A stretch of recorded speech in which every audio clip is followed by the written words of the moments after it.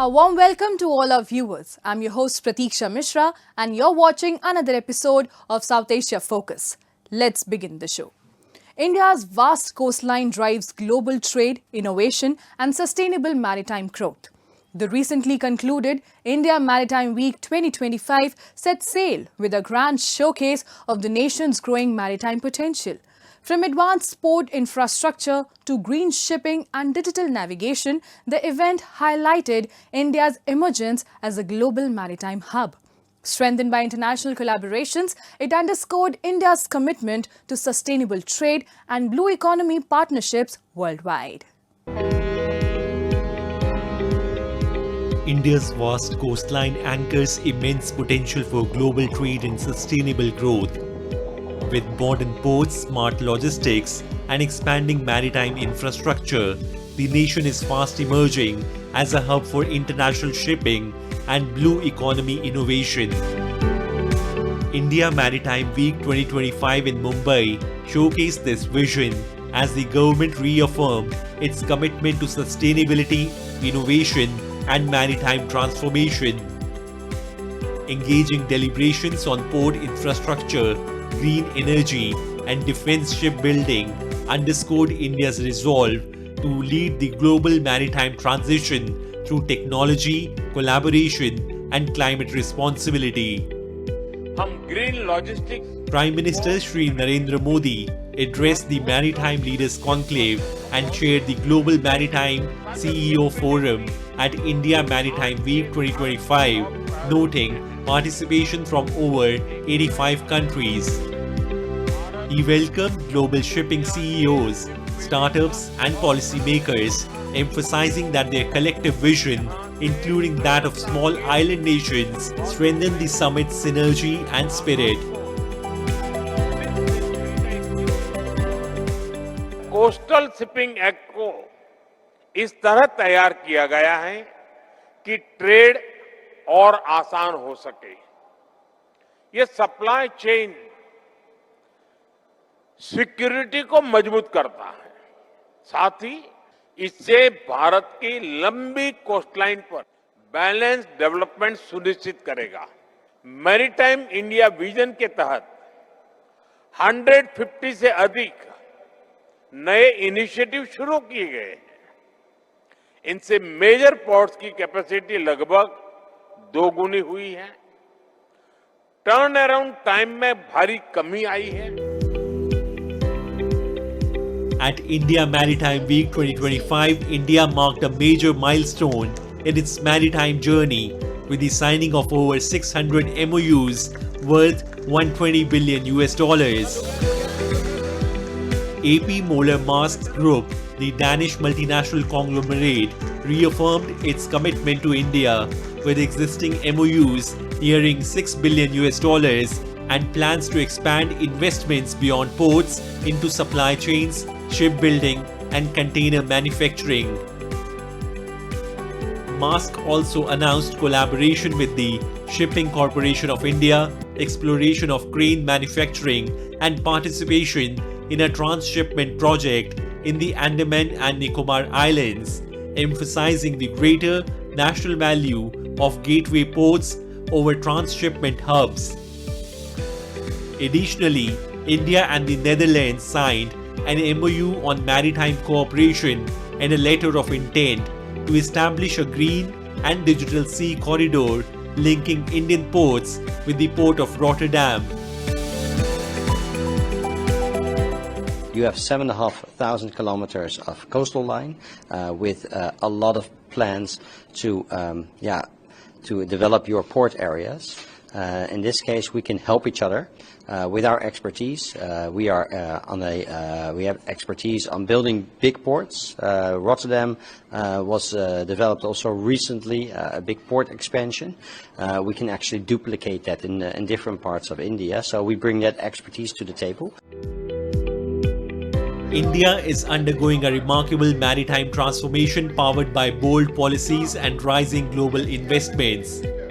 Aligned with the vision of a developed India by 2047, the nation's ports now match world standards, cutting turnaround time to under a day and boosting container capacity by over 70%.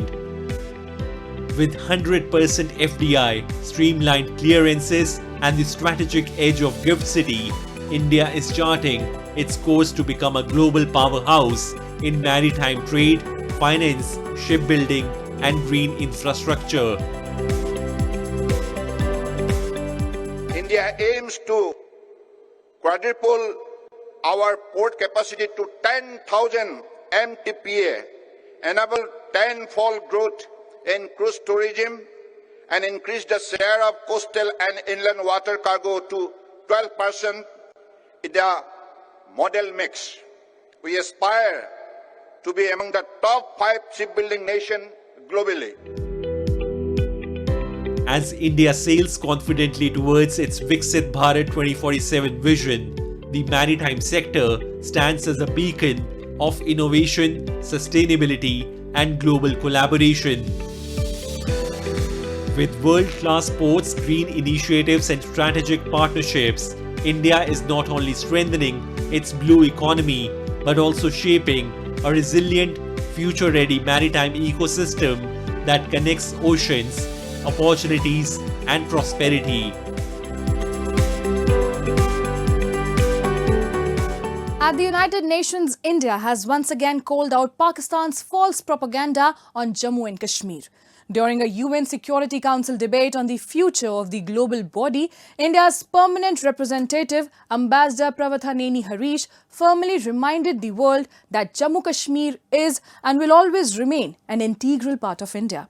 He also urged Pakistan to stop its grave human rights abuses in the territories it continues to occupy illegally, stressing that democracy and accountability remain distant ideals for Islamabad.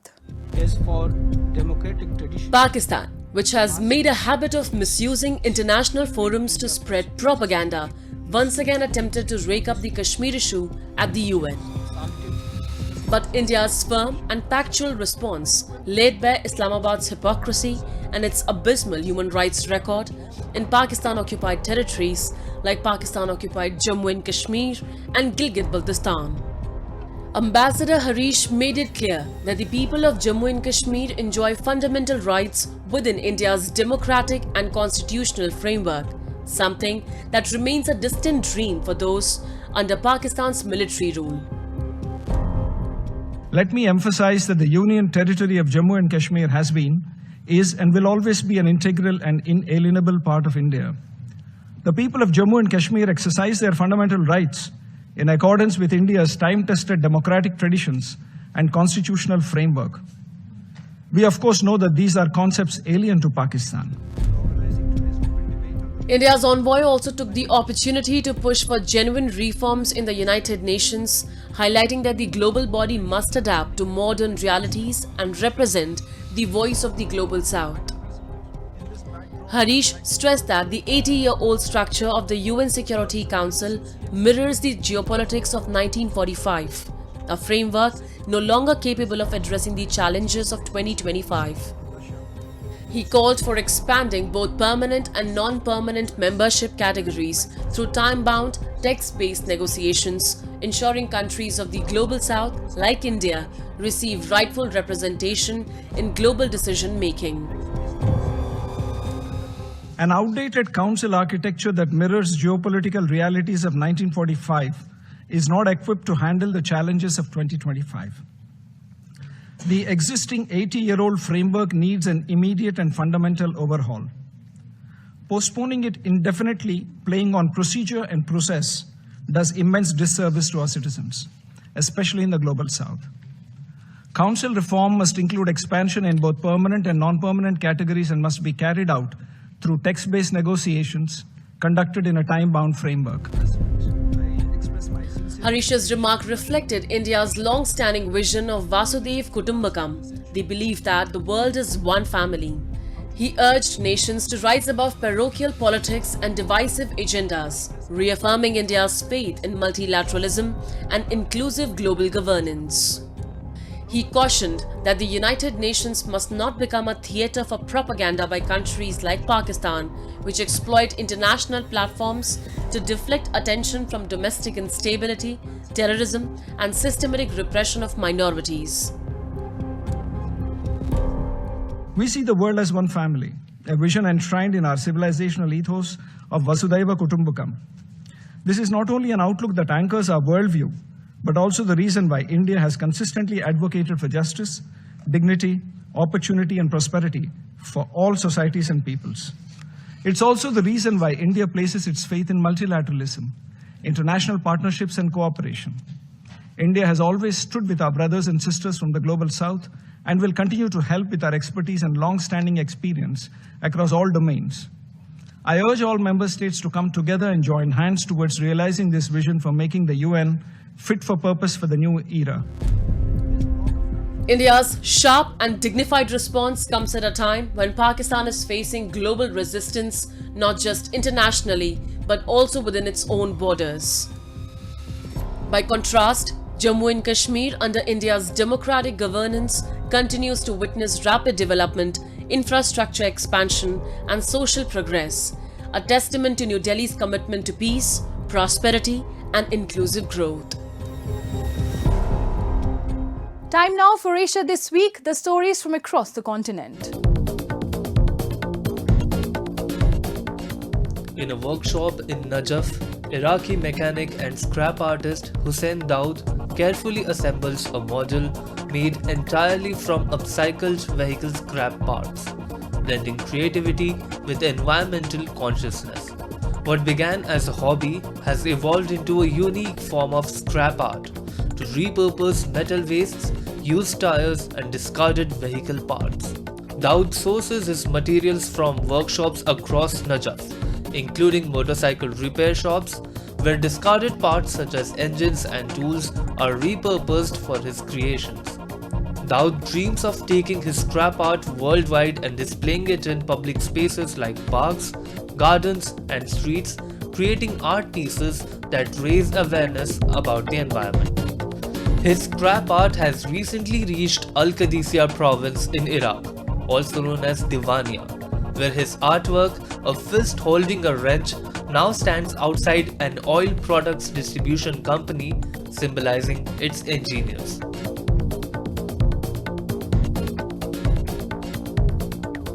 Lahore woke to hazardous levels of toxic smog this week, prompting authorities in Pakistan's Punjab province to shorten school hours in a bid to shield children from peak morning pollution.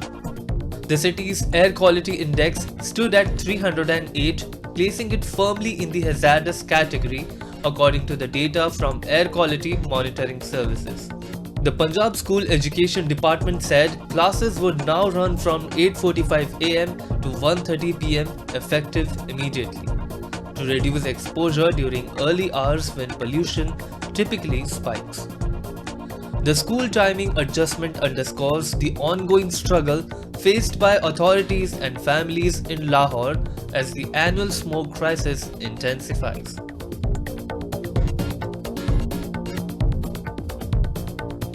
In the Bavarian town of Gundramingen, two cooling towers that had stood since 1980 were demolished at noon on October 25.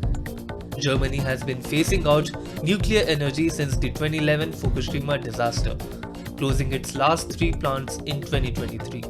About 30,000 people gathered to watch the towers fall, a deeply emotional moment for locals who saw them as landmarks. The Gundramingen plant had been offline for 4 years. The demolition reignited debate over Germany's nuclear phase-out, with energy prices rising after Russia's invasion of Ukraine. Pro-nuclear groups and conservative politicians, including Bavaria's Markus Söder, have called the policy a mistake, while operator RWE remains skeptical about reviving nuclear power, noting that new reactors would not solve current energy shortages.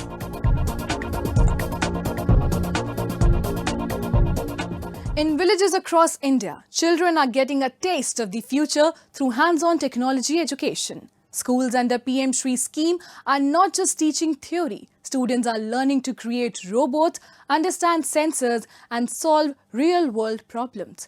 In Gujarat's Mehsana district, the PM Shri KB Shah Anupam Primary School is leading the way with its new Robo Lab, giving young learners the skills and confidence to embrace science and innovation from an early age. Take a look.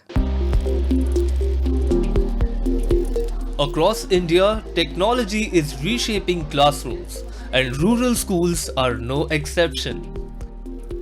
Under the government's PM Shri scheme, schools in villages are introducing students to robotics and hands-on science, bridging the gap between urban and rural education. From Delhi to Karnataka, students are learning to build robots, understand sensors, and explore modern technology from an early age. In Gujarat, this nationwide push for innovation is taking shape at the PM Shri KB Shah Anupam Primary School in Vithoda, Mehsana. Here, a new Robo Lab has been launched, training students from classes 5 to 8 in robotics and practical application of technology. અમારી શાળાની અંદર અમે એક robo lab ચલાવી રહ્યા છે અને આ લેબની અંદર ધોરણ 5 થી 8ના વિદ્યાર્થીઓ ખૂબ સારી રીતે રોબો કેવી રીતે બને એ રોબોની અંદર કઈ કઈ સામગ્રી ઉપયોગમાં લેવાય છે એ બાબતનું અમે ખૂબ સારી રીતે એમને જ્ઞાન આપી રહ્યા છે. The school has arranged a wide range of materials for students to explore and build their own robotic models. Students learn to troubleshoot their models, understand the role of different components, and see firsthand how technology comes alive, making learning both practical and enjoyable. મને આ શાળામાં જે robotics શીખવાડે છે એમાં ખૂબ જ મજા આવે છે. એના માટે અમને રોબોટના ક્લાસ લેવામાં આવે છે અને ક્લાસમાં રોબોટ કેવી રીતે કાર્ય કરે તે સમજાવવામાં આવે છે અને રોબોટથી શું થઈ શકે અને કેવી રીતે કાર્ય કરે અને તેના ફાયદા પણ સમજાવવામાં આવે છે અને રોબોટ બનાવવા માટેની દરેક સામગ્રી અમારી શાળામાં હાજર છે અને એ સામગ્રી દ્વારા અમે પોતાની રીતે રોબોટ બનાવી શકીએ છીએ અને કેવી રીતે કાર્ય કરી શકે છે તેનો અનુભવ કરી શકીએ. તે રોબો લેબમાં અમે અભ્યાસ કરીએ છીએ ત્યારે અમને ખૂબ જ મજા આવે છે. રોબો લેબમાં અમારા શિક્ષક દ્વારા અમને કેવી રીતે રોબોટ બનાવવો, રોબોટ આપણા જિંદગીમાં કેવી રીતે ઉપયોગી છે અને રોબોટ બનાવવા માટે કયા કયા સેન્સર અને કઈ કઈ ચીજ વસ્તુઓનો ઉપયોગ થાય છે તે અમને સારી રીતે સમજાવવામાં આવે છે.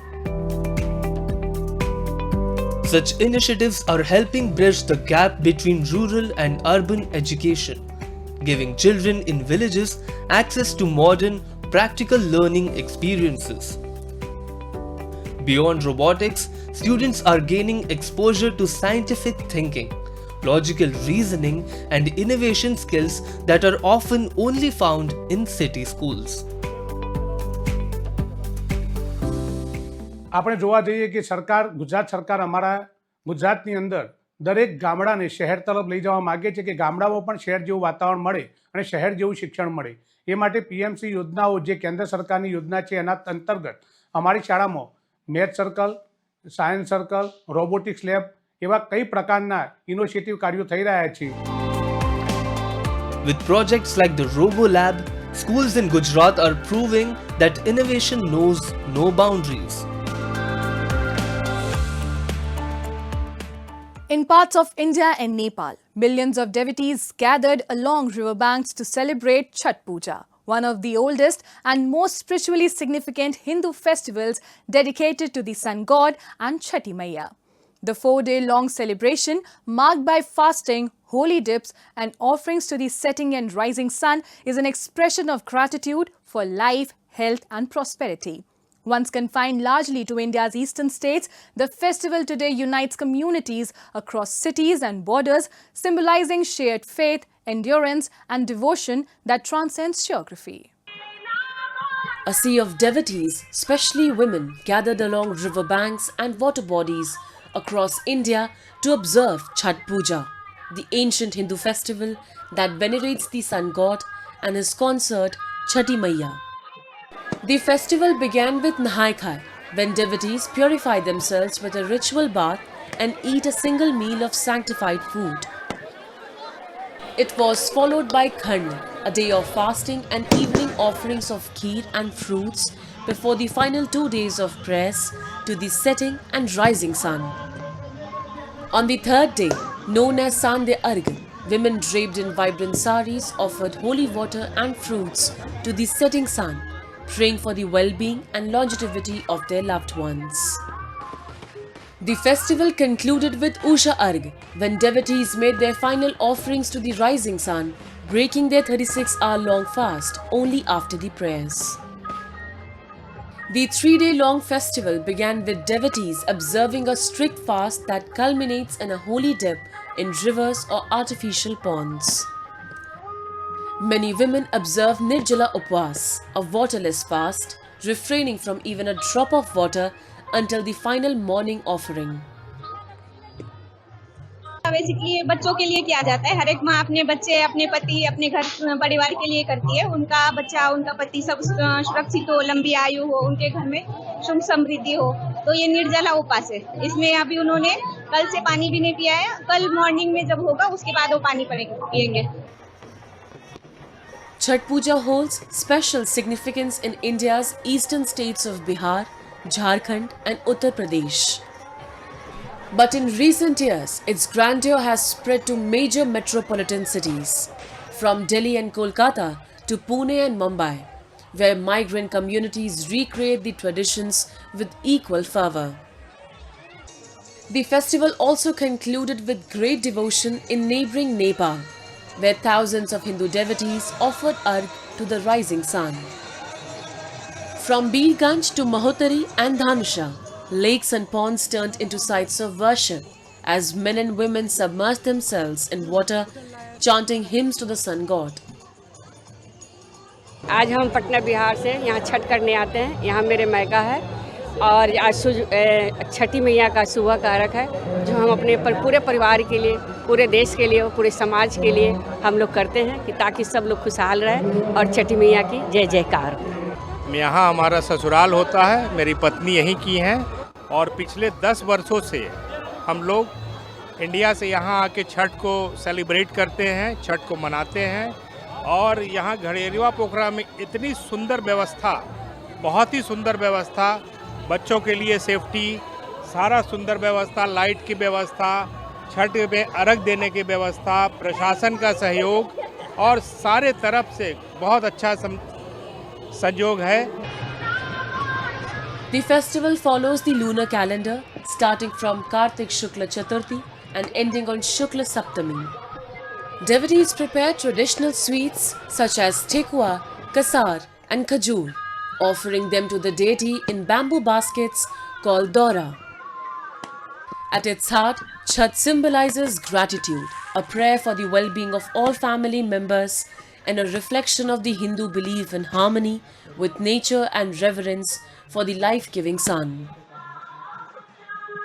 A festival that transcends borders, Chhath Puja unites millions in devotion, discipline and hope, lighting up riverbanks across India and Nepal with the glow of faith. And with that, we come to the end of this week's episode. See you next week. Till then, goodbye and take care.